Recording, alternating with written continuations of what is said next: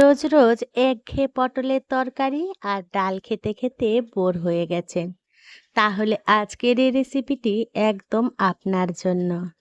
আজ আমি আপনাদের সাথে শেয়ার করব পটল আর ডালের এমন এক দুর্দান্ত জুটি যা গরম ভাতের সাথে থাকলে মাছ মাংসের স্বাদকেও হার মানাবে। খুবই কম সময়ে এবং ঘরোয়া মশলা দিয়ে তৈরি হবে এই পটল আর ডালের ইউনিক রেসিপিটি। দুপুরে গরম ভাতের সাথে এই এক পদ থাকলেই পুরো খাবারটা জমে যাবে। ছোট থেকে বড় সবাই কিন্তু ভীষণভাবে পছন্দ করবে এই তরকারিটা। তাই বন্ধুরা, রেসিপিটি একদমই স্কিপ করে দেখো না, তাহলে আসল স্বাদটা কিন্তু মিস হয়ে যাবে। নমস্কার বন্ধুরা, ইজি কুক চ্যানেলে আপনাদের সবাইকে স্বাগত জানাই। চলুন শুরু করছি। দারুণ স্বাদের এই পটল আর ডালের রেসিপিটি বানানোর জন্য প্রথমেই আমি অফ ক্যামেরায় দেখুন পটলটাকে এইরকম ভাবে ছাড়িয়ে নিয়েছি আর দুদিকে একটু একটু কেটে দিয়েছি। তাতে এই পটলের মধ্যে মশলাটা ঢুকবে আর খেতে ভীষণ সুস্বাদু লাগবে। আমি এখানে 6 পিস পটল নিয়ে নিয়েছি। আপনাদের পছন্দ মতন পরিমাণ মতন পটলের পরিমাণটা বাড়িয়ে বা কমিয়ে নেবেন। আজকের এই তরকারিটা আমি অড়হর ডাল আর পটল দিয়ে বানাবো। আপনারা চাইলে ছোলার ডাল, মুসুরির ডাল কিংবা মুগের ডাল বা আপনাদের যদি কোনো পছন্দের ডাল থাকে দিয়ে বানিয়ে নিতে পারেন। অড়হর ডালটা আমি আগের দিন রাত্রিবেলা ভিজিয়ে রেখেছিলাম। দেখুন খুব সুন্দরভাবে ভিজে গেছে। এবারে জল পাল্টে পাল্টে বেশ ভালো করে ধুয়ে পরিষ্কার করে ছেঁকে নেবো। এবারে চলুন, এই তরকারিতে আমি একটা বড় সাইজের আলু দেবো। আপনারা চাইলে আলু দিতে পারেন, নাও দিতে পারেন, তাতে কোনো রকম অসুবিধা হবে না। আলুগুলোকে ঠিক এইরকম ছোট ছোট করে কেটে নিয়েছি। এবারে চলুন রান্নাটা শুরু করা যাক। তার জন্য গ্যাসে কড়াই বসিয়ে দিয়েছি। কড়াইটা বেশ গরম হয়ে গেলে তাতে 2 টেবিল স্পুনের মতন সর্ষের তেল নিয়ে নেবো। এই রান্নাটা অবশ্যই সর্ষের তেলে করব। প্রথমেই আমরা আলুগুলো ভাজা করে নেব। আলুর স্বাদ মতো নুন দিয়ে দেবো। আলুগুলোকে একটু রং ধরা অবধি ভাজা করে নেব। আমার এই রেসিপিটি যদি কোনো নতুন বন্ধু ইউটিউব থেকে দেখে থাকেন, আমার এই ক্ষুদ্র চ্যানেলটিকে সাবস্ক্রাইব করে আমার পাশে থাকার জন্য অনুরোধ করছি। আর পাশে থাকা বেল আইকনটি অবশ্যই প্রেস করে রাখবেন। যখন আমি নিত্য নতুন কোনো রেসিপি দেবো সবার আগে খুব সহজেই নোটিফিকেশান আপনাদের কাছে পৌঁছে যাবে। কথা বলতে বলতে আলুগুলো দেখুন ঠিক এইভাবেই ভাজা হয়ে গেলে তুলে রেখে দিলাম তেল ছড়িয়ে। এবারে ওই তেলের মধ্যে কেটে রাখা পটলগুলো দিয়ে দেবো। পটলগুলোতে নুন হলুদ কিছুই দেবো না, শুধু ভাজা করে নেব। পটলগুলো খুব কালো করে ভাজা করার দরকার নেই, জাস্ট একটু রং সোনালি কালার চলে আসা পর্যন্ত ভাজা করে নেব। দেখুন ঠিক এইভাবেই যখনই কালার চলে আসবে তখন পটলগুলো তুলে রেখে দেবো তেল ঝরিয়ে। আলু পটল ভাজা হয়ে গেলে ওই তেলের মধ্যে ফোড়নে দিয়ে দেবো গোটা গরম মশলা, এলাচ, দারুচিনি আর লবঙ্গ। তারপরে দিয়ে দেবো কয়েকটা রসুন থেতো করে নিয়েছিলাম, রসুন দিয়ে দিলাম। কয়েকবার নাড়াচাড়া করে নিয়ে 2 মিডিয়াম সাইজের পেঁয়াজ একটু মোটা মোটা করে কুচি করে নিয়েছিলাম, পেঁয়াজটা দিয়ে দিলাম। পেঁয়াজের পরিমাণটা এই তরকারিতে একটু বেশি দিলে খুব ভালো লাগে খেতে। এবারে পেঁয়াজটাকে একটু নাড়াচাড়া করে নেব, জাস্ট কাঁচা গন্ধ যাওয়া পর্যন্ত। দেখুন ঠিক তেলের সাথে এইভাবেই মিশে গেলে এবারে দিয়ে দেবো প্রায় 2 ইঞ্চি মতন আদা থেতো করে নিয়েছিলাম। আজকের এই রান্নাটায় আদা রসুনের পেস্ট একেবারেই ব্যবহার করবেন না বন্ধুরা, এরকম থেতো করে দেবেন, তাহলে এই তরকারিটা বেশি খেতে ভালো লাগবে। আদাটা দিয়ে কয়েকবার নাড়াচাড়া করে নিয়েছিলাম। এবারে একটা টমেটো এরকম কুচি করে নিয়েছিলাম, সেটা দিয়ে দিলাম। দিয়ে আবারও কয়েকবার নাড়াচাড়া করে নেব।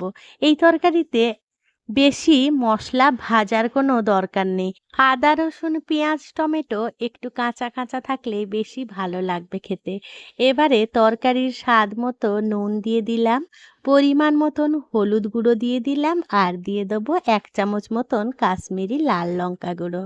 ঝালটা আপনারা যে পরিমাণ খাবেন সেই পরিমাণ অনুযায়ী দিতে পারেন। এবারে সমস্ত উপকরণ আবারও একটু একসাথে মিশিয়ে নেব। খুব ভালো করে মেশানো হয়ে গেলে একটা সুন্দর রং চলে আসবে, তখন ওই ভিজিয়ে রাখা ডালটা দিয়ে দেবো। ডালটা দিয়ে মশলাটার সাথে খুব ভালো করে কষিয়ে নিতে হবে। এটা কিন্তু বেশ খানিকক্ষণ কষিয়ে নিতে হবে। মিনিট ২-৩ একদম লো আঁচে করে কষাবেন, তাহলে মশলাগুলো ডালের মধ্যে ঢুকবে আর খুব সুন্দর একটা ফ্লেভার ছড়াবে। তাই এই কাজটা কিন্তু ধৈর্য ধরে করবেন। এখানে বলে রাখি, ডালটা যতক্ষণ না কড়াইতে একটু লেগে লেগে আসবে ততক্ষণ কিন্তু এই মশলার সাথে ডালটা কষিয়ে নিতে হবে।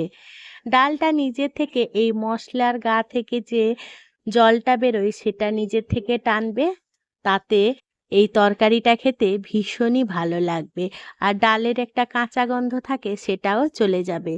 এই পর্যায়ে ডালটা সুন্দরভাবে কষানো হয়ে গেছে মশলার সাথে, ভেজে রাখা আলুগুলো দিয়ে দিলাম। আলুগুলো এই মশলার সাথে কষিয়ে নেব। আলুটা বেশ সুন্দরভাবে কষানো হয়ে গেলে এবারে দিয়ে দেবো ঝাল মতো কাঁচা লঙ্কা। আপনারা যে পরিমাণ লঙ্কা খাবেন সেই পরিমাণ দিয়ে দেবেন। এবারে দিয়ে দেবো ২টো তেজপাতা আর দিয়ে দেবো ফুটন্ত জল। বেশ খানিকটা জল দিয়ে দিতে হবে। জলটা এমনভাবে দেবেন যাতে ডাল আলু সুন্দরভাবে সেদ্ধ হয়, সেই রকম পরিমাণ অনুযায়ী ডালটা দেবেন। আপনারা চাইলে এই পর্যায়ে কুকারে দিয়েও সেদ্ধ করে নিতে পারেন। তবে বন্ধুরা, কুকার ছাড়া যদি ডাল এরকম কড়াইতে সেদ্ধ করা হয় না, তাহলে তার স্বাদ কিন্তু আসল আসে। এবারে ঢাকা চাপা দিয়ে ডাল সেদ্ধ হওয়া পর্যন্ত রান্না করে নিয়েছিলাম। দেখুন ফিরে এলাম, সেদ্ধ হওয়ার পর প্রায় ডাল সেদ্ধ হয়ে এসছে। যে পরিমাণ জল দিয়েছিলাম জলের মেজারমেন্টটা কিন্তু এই পর্যায়ে ঠিক হয়েছে, অর্থাৎ ডালটা অনেকটাই জল শোক করে নিয়েছে আর সেদ্ধ হয়ে গেছে। আপনাদের একটা দেখিয়ে দিচ্ছি, দেখুন ডালটা খুব সুন্দরভাবে সেদ্ধ হয়ে গেছে। আপনাদের যদি জলের পরিমাণ কম বেশি বাড়ানো দরকার হয় তাহলে আপনারা বাড়িয়ে নেবেন বা কমিয়ে নেবেন, তাতে কোনো রকম অসুবিধা নেই। এই পর্যায়ে ডালটাকে হাতা দিয়ে বেশ ভালো করে একটু ম্যাশ করে নেব।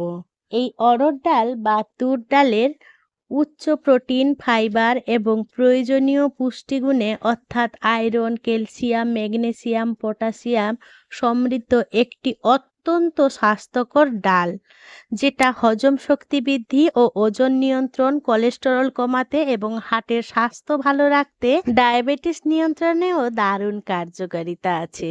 তাই অড়হর ডালটা আপনাদের দৈনন্দিন খাদ্য তালিকায় রাখবেন।